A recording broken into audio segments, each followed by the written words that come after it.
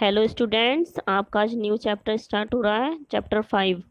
First definition है इसकी वैद्युत धारा, इलेक्ट्रिक करंट। तो इलेक्ट्रिक करंट किसे कहते हैं? किसी परिपथ से एक सेकंड में जितना आवेश प्रवाहित होता है, किसी परिपथ से एक सेकंड में जितना आवेश प्रवाहित होता है उससे उस परिपथ की वैद्युत धारा कहते हैं। ठीक है, मतलब आवेश प्रवाह की दर को वैद्युत धारा कहते हैं। इसे आई से प्रदर्शित करते हैं।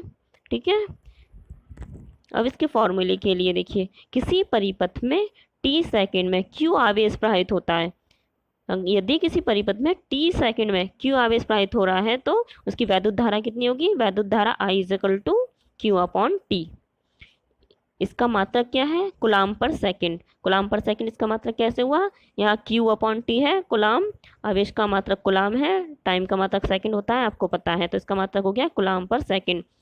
इसका कुलाम पर सेकंड मात्रक को एम्पियर भी कहते हैं। ठीक है, वैद्युत धारा एक कैसी राशि है? एक अदिश राशि है। ठीक है बच्चों, आगे देखिए वैद्युत धारा की दिशा कैसी होती है। वैद्युत धारा की दिशा देखिए, वैद्युत धारा धनावेश चलने की दिशा में, धनावेश आपको दिखाई दे रहा होगा इधर की साइड, ये देखिए धनावेश इधर चल रहा है तो वैद्युत धारा की दिशा भी इधर ही है। इधर देखिए, इधर ऋणावेश के चलने की विपरीत दिशा में बहती है। ऋणावेश, ये ऋणावेश इधर चल रहे हैं तो इसकी डायरेक्शन, वैद्युत धारा की डायरेक्शन किधर होगी? अपोजिट होगी। ठीक है, आगे देखिए, इसी पर बेस एक न्यूमेरिकल है। न्यूमेरिकल पढ़िए, देखिए हाइड्रोजन परमाणु में इलेक्ट्रॉन नाभिक के चारों ओर 5 × 10⁻11 मीटर त्रिज्या की कक्षा में 2.2 × 10⁻6 मीटर प्रति सेकंड के वेग से भ्रमण करता है। तो क्या बताना है? इसके समतुल्य वैद्युत धारा का मान ज्ञात कीजिए। एक इलेक्ट्रॉन की वैल्यू दी है 1.6 × 10⁻19 कूलम होती है, आपको पता भी होगा ये। तो पहले लिख लेते हैं क्या क्या दिया है। R इज इक्वल टू दिया है, त्रिज्या दी है 5 × 10⁻11 एंड वेग दिया है, v की वैल्यू दी है। ठीक है, तो देखिए एक इलेक्ट्रॉन द्वारा एक चक्कर लगाने में लिया गया समय, कितना समय ले रहा है वो? इसका पहले फॉर्मूला लिखेंगे, T is equal to 2πr/b, जहाँ R क्या है? कक्षा की त्रिज्या है, और B क्या है? वेग है। ठीक है, एक सेकंड में चक्करों की संख्या, एक सेकंड में चक्करों की संख्या क्या होगी? 1/t होगी। टाइम का उल्टा रहती है चक्करों की संख्या। ठीक है, तो n is equal to 1/t। ये इसलिए ये फॉर्मूला इधर भी क्या हो जाएगा? उल्टा हो जाएगा। ये फॉर्मूला, ये वाला फॉर्मूला यहाँ पलट जाएगा, यहाँ आ गया। यहाँ पर फिर क्या क्या है? B की वैल्यू रख दी, अपॉन में 2, पाई की वैल्यू रख दी, 22/7 होती है, आपको पता ही होगा। आर की वैल्यू हमें दी है, दो सबकी वैल्यू पुट कर दी, इनकी कैलकुलेशन आप करोगे, ये निकल के आ जाएगा 7 × 10⁻15 मीटर पर सेकेंड, ओनली पर सेकेंड आएगा। ठीक है, अब आगे देखिए, कक्षा के किसी भी बिंदु से एक चक्कर में क्या 1.6 × 10⁻19 कूलम आवेश प्रवाहित हो रहा है। तो देखिए एक सेकंड में प्रवाहित कुल आवेश, तो एक सेकंड में कितना आवेश प्रवाहित होगा? एक चक्कर में आवेश इंटू एक सेकंड में चक्करों की संख्या, एक सेकंड में चक्करों की संख्या। देखिए तो एक चक्कर में आवेश कितना है? 1.6 × 10⁻19, और एक सेकंड में चक्करों की संख्या ये हम ऊपर निकाल चुके हैं। ये देखिए यहाँ पर 7.0 × 10⁻15, तो ये वैल्यू उठा के हमने वहाँ से यहाँ पर पुट कर दी, ये आ गया। तो कुल आवेश कितना आ गया? 1.12 × 10⁻³ कूलम। अब हमें क्या निकालना था? धारा निकालनी थी। तो वैद्युत धारा का formula I is equal to Q/T। अब हमारे पास कुल Q की वैल्यू भी है, ये यहाँ पर अभी हमने निकाल ली है। यहाँ पर Q की वैल्यू रख देंगे, T टाइम 1 सेकेंड है, ये दोनों की वैल्यू पुट कर दी, आ गया 1.12 × 10⁻³ एम्पियर। ये 10⁻³ है, इसको मिली एम्पियर में लिख सकते हैं। तो वैद्युत धारा I इज इक्वल टू कितना आ गया? 1.12 मिली एम्पियर। ठीक है, आगे देखिए, आगे हमारा अगली न्यू डेफिनेशन है हमारी, मुक्त इलेक्ट्रॉन मॉडल। मतलब कि मुक्त इलेक्ट्रॉन किसे कहते हैं? मुक्त इलेक्ट्रॉन किसे कहते हैं? देखिए प्रत्येक पदार्थ जो है वो किससे मिलकर बना है? परमाणु से मिलकर बना है। और परमाणु में क्या होता है? परमाणु किससे मिलकर बना होते हैं? परमाणु इलेक्ट्रॉन प्रोटॉन से मिलकर बना होता है। ठीक है, किसी पदार्थ के परमाणु में जो इलेक्ट्रॉन नाभिक के समीप कक्षाओं में होते हैं वे कैसे होते हैं? वे नाभिक के धनावेश के द्वारा प्रबल आकर्षण बल से बंधे होते हैं। किस तरह से? देखिए ऐसे,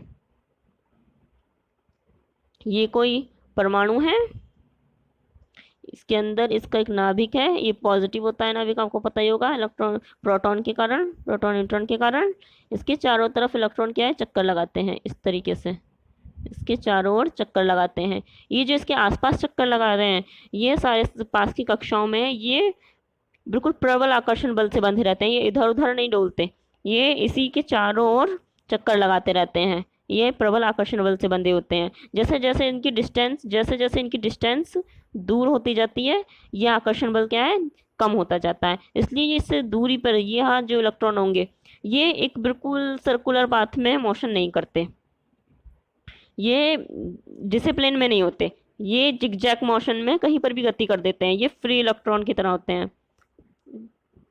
जिगजैग मोशन में ये गति करते हैं, कभी इधर कभी उधर, ऐसे इस टाइप से गति करते रहते हैं।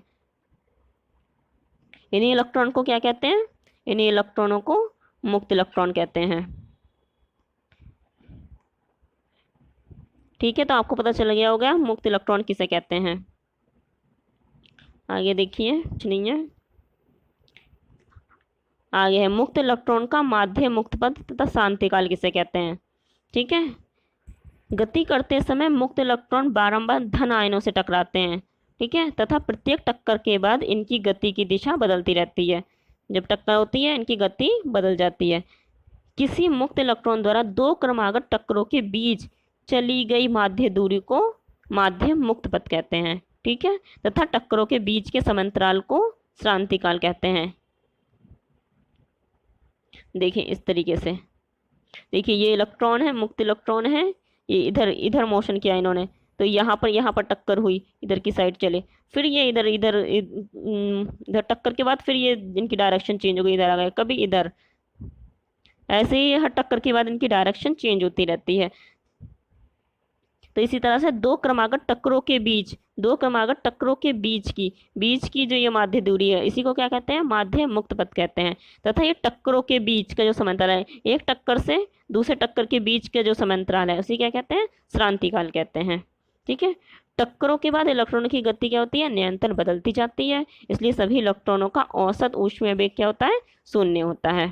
ठीक है, आगे देखिए, आगे है अनुगमन वेग। अब देखिए अनुगमन वेग किसे कहते हैं। जब किसी धातु के तार को, ये देखिए यहाँ पर धातु का तार है, ये है धातु का तार लिया है यहाँ पर, ये धातु का तार है। जब इसे किसी बैटरी से जोड़ते हैं, जब बैटरी से जोड़ते हैं तो तार के सिरों के बीच विभवांतर स्थापित हो जाता है। तो बैटरी का विभवांतर इलेक्ट्रॉन, ये जो इलेक्ट्रॉन है इनको जो त्वरित गति नहीं दे पाता, बल्कि क्या करता है, यह विभवांतर इलेक्ट्रॉन को निम्न विभव, ये जो है निम्न विभव से उच्च विभव वाले सिरे की ओर एक नियत वेग दे पाता है। जितने वेग की उसे जरूरत है त्वरित वेग नहीं दे पाता, एक निम्न विभव से उच्च विभव की ओर एक नियत वेग दे पाता है। इसी वेग को हम क्या कहते हैं, अनुगमन वेग कहते हैं, या इसे अफवाह वेग भी कहते हैं। इस वेग को क्या कहते हैं, अनुगमन वेग कहते हैं। इसका मान कितना होता है, लगभग 10⁻⁻⁴ मीटर पर सेकंड होता है। और इसकी दिशा कैसी होती है, इसकी दिशा वैद्युत क्षेत्र के विपरीत दिशा होती है। ठीक है, तो इसी को अनुगमन वेग कहते हैं।